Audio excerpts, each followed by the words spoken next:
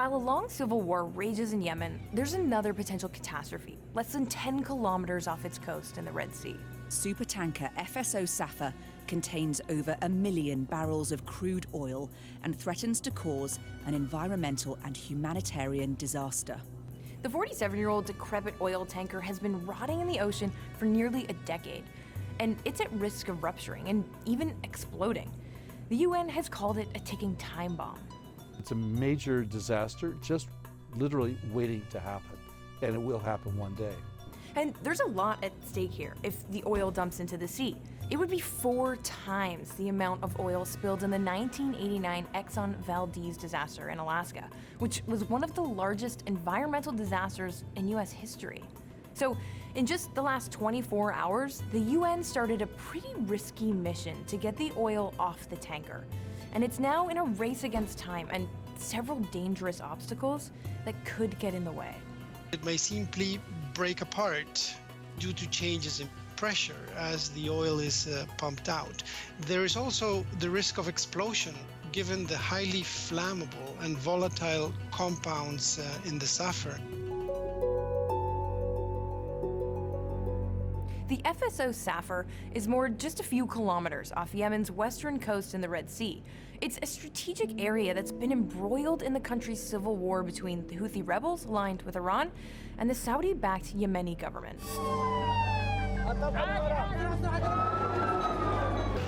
We will not stop until the last beat of our hearts, until the last drop of our blood.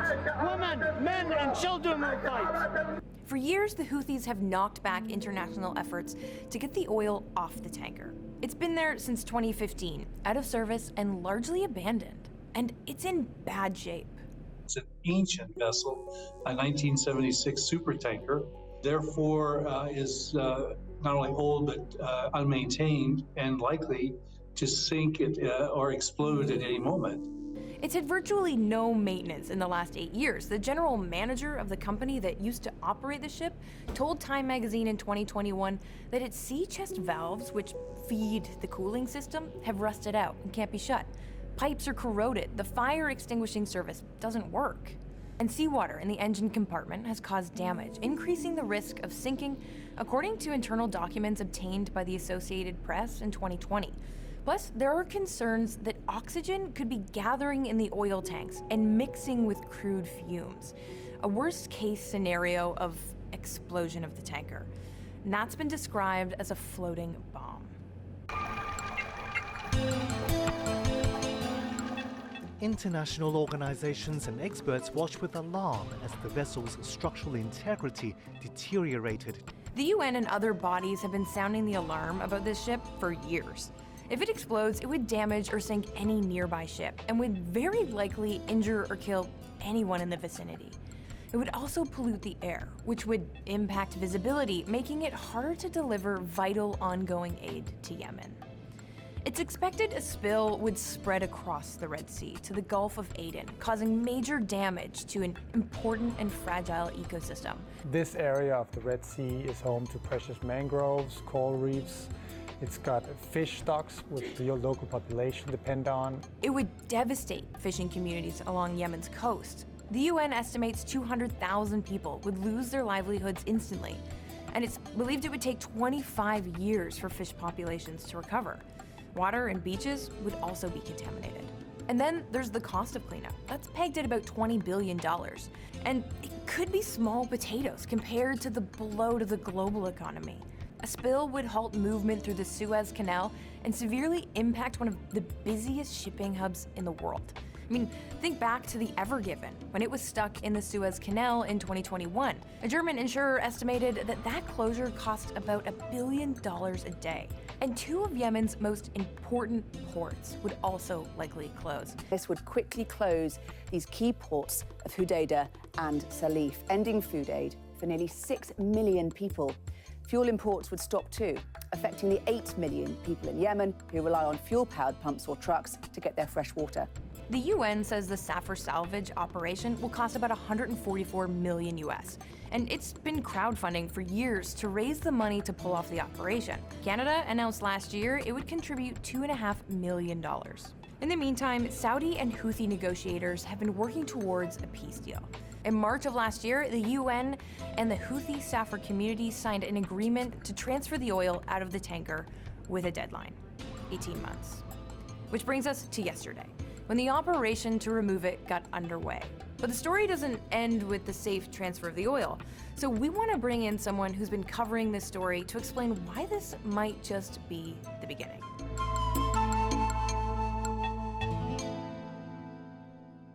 Hey, Sune Rasmussen, you're chatting with me from London, and you've written about the tanker as a correspondent for the Wall Street Journal. And we do want to get a bit more of a sense of how the mission itself is expected to play out and what happens to the oil after it's removed. But when we're talking about this operation, like, how are they going to get the oil off this tanker? Since late May, salvage workers had worked next to the Safer tanker and on sort of a assistance vessel nearby, preparing the ship and the containers for the holes where the oil is kept for this transfer. So they've secured the ship. The ship is nearly 50 years old, so it's decrepit, it's corroding. Once you start moving the oil around, the hull itself, like the pressure on the hull will change, and that can cause it to break apart. And there's mines in the water. So there's like a lot of different precautions that they had to take before they could even start this operation. They've sort of spent the past 6 weeks roughly doing that.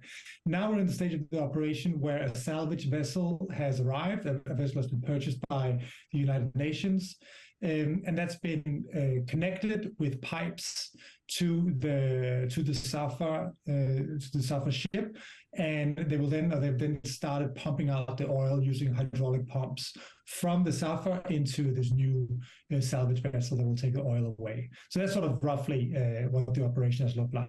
But it's quite a sort of risky and dangerous operation. Yeah, and explain to me, like, what are some of the obstacles getting the oil off of that tanker? I mean, I know you mentioned the age of the ship, but I can imagine that's a really difficult procedure. I think chances are that that's going to go quite smoothly.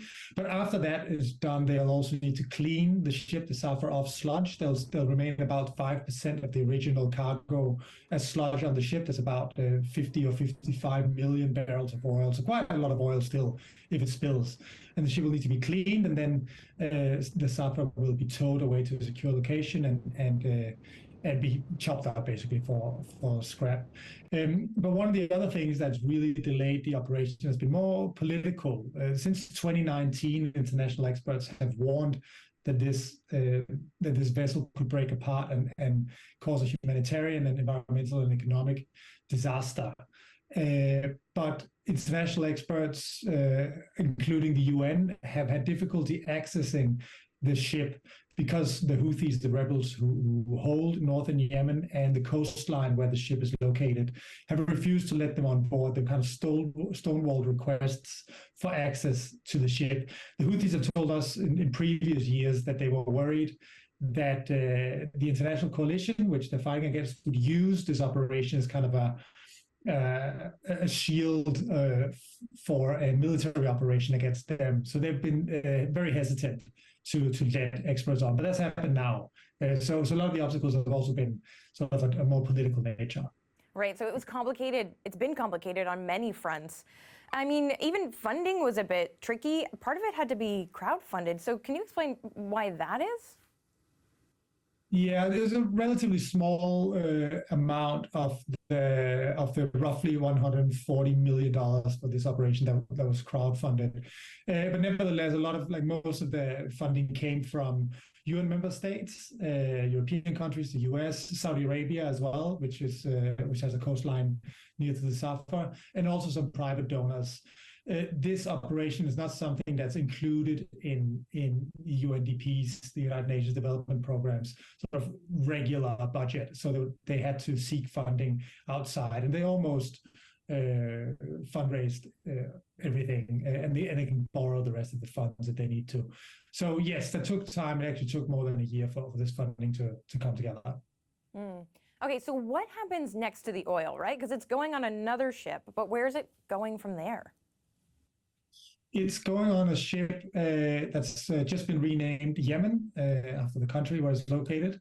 And the oil will be taken on that ship a few miles away from where the Safer is now, and then it will be attached to what's called a calm buoy, which is secured to the seabed. And then it will remain there for the foreseeable future. 95% or roughly 95% of the oil belongs to the Yemeni government. But the problem is that there's several parties. There's two parties that claim to be the Yemeni government. There's the internationally recognized government, which is now based in Aden, which was toppled 8 years ago by the Houthi rebels, who also claim to be the Yemeni government. So when you talk about the Yemeni government, depending on who you ask, they will claim to be the one. So both the Houthis and the internationally recognized government claim ownership of the oil. And I know one idea that's been floated is to take the oil, sell it, and put all the profits into an escrow account, which could then go to benefit the Yemeni people.